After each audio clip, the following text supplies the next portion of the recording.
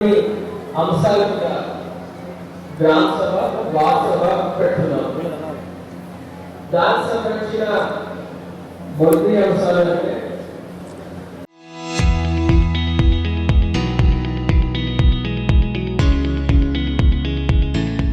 Solid waste management. మనకి చెత్త item నుంచి ఏమైనా వస్తున్నాయి, కమర్షియల్ ఎస్టాబ్లిష్మెంట్ నుంచి వస్తున్నాయి, దానికి మనం ఎట్లా ప్రాసెస్ చేయాలి దాని గురించి మున్సిపల్ కమిషనర్ గారు చెప్పిండు, ఎస్సీఎల్బీ గారు కూడా చెప్పిండు. మళ్ళీ చెప్తున్నాను, ఈ చెత్త విధానాలు ఏమైనా ఉంది దానికి మనం ఎంత మంచిగా క్లీన్ చేస్తే, కానీ దానికి డిస్పోజ్ చేయకపోతే మళ్ళీ తిరిగి వచ్చేసరి ఎన్వైరన్మెంట్ కూడా డేంజరస్ గా ఉంటుంది. కాబట్టి మన దగ్గర లీగసీ వేస్ట్ అంటే పాత డంప్ యార్డ్ ఏమైనా ఉన్నాయి దానికి మనం క్లియర్ చేసేసాము. కానీ ఇప్పుడు మళ్ళీ మనం ఏం చేయాల్సింది అంటే ఇంట్లో 2 రకాల డబ్బా ఇవ్వడం జరిగింది. దాంతో పాటు ఎలక్ట్రానిక్ వేస్ట్, హెజార్డస్ వేస్ట్ కూడా ఉంటుంది. సో ఎవరైనా డ్రై వేస్ట్ ఉంటుంది అంటే దాంట్లో ఒక సెపరేట్ డబ్బాలు, వెట్ వేస్ట్ ఉంటుంది అంటే దాంట్లో ఒక సెపరేట్ డబ్బాలు, హెజార్డస్ వేస్ట్ ఉంటుంది బయోమెడికల్ ఉంటుంది అంటే దాంట్లో ఒక సెపరేట్ అది చేసుకొని మన సిబ్బందికి ఇస్తే దానికి కరెక్ట్ గా ప్రాసెసింగ్ చేయడానికి అవకాశం ఉంటుంది. డంప్ యార్డ్ కింద కూడా మనకు డ్రై వేస్ట్ కింద డిస్పోజ్ చేస్తారు, వెట్ వేస్ట్ కింద దాంట్లో వచ్చినా కూడా మన దగ్గర యాక్సెస్ ప్లాన్ ఉన్నాయి. కానీ దాంట్లో పబ్లిక్ నుంచి ఎక్కువ పార్టిసిపేషన్ అయితే మాత్రం ఇది సక్సెస్ అవుతుంది. కాబట్టి మళ్ళీ వార్డ్ లెవెల్లో మన ఆర్పీస్ తోటి, మన వార్డ్ ఆఫీసర్స్ తోటి, మన ఇతర గవర్నమెంట్ డిపార్ట్మెంట్ సిబ్బందితో దానికి మీటింగ్ పెట్టుకొని ఎట్లా వేస్ట్ సెగ్రిగేట్ ఎట్లా చేయాలి దాని మీద కూడా మనం అందరూ మీటింగ్ పెడతాము. సో దట్ ఖచ్చితంగా 100% సెగ్రిగేటెడ్ వేస్ట్ మాత్రమే రావాలి. ఆ ఆలోచనతో మనం పనిచేస్తున్నాం.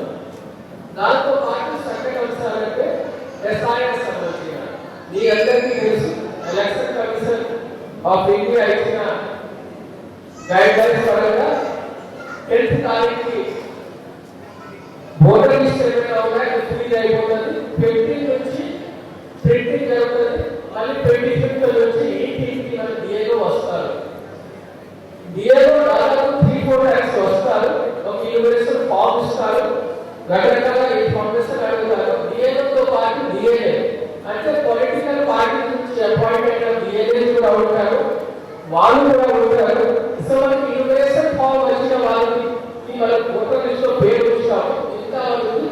ఓటర్ లిస్ట్ నుంచి పేరు తీయడం జరుగుతుంది. ఎవరైనా చనిపోయిన వాళ్ళు హెల్మెట్ లేకుండా రోడ్డు మీద పక్కబెట్టుకున్నాడు, ఆ హెల్మెట్ లేకపోవడం వల్ల కుటుంబం కూడా రోడ్డు మీద పడుతుంది.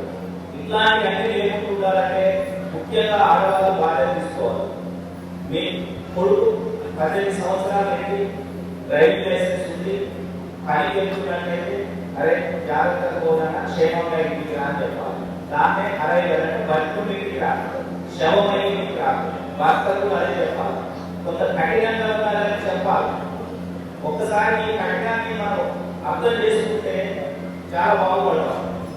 జరగానే జరిగితే ప్రమాదం ఎంత ఇబ్బందిగా ఉంటుంది.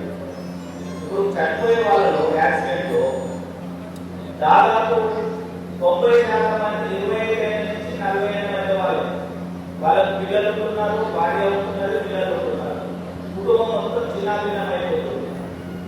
ప్రమాదం అనేది నీ వల్లనే జరగదు, అవతల వాడు కూడా సరిగా రాకపోయినా అయిపోయింది. అందుకనే ట్రాఫిక్ నియమనిబంధనలు పాటించాలి. బట్ 2 వీలర్ మీద వెళ్ళినప్పుడు హెల్మెట్ పెట్టుకోవాలి, కార్లో ప్రయాణం చేస్తున్నప్పుడు సీట్ బెల్ట్ పెట్టుకోవాలి.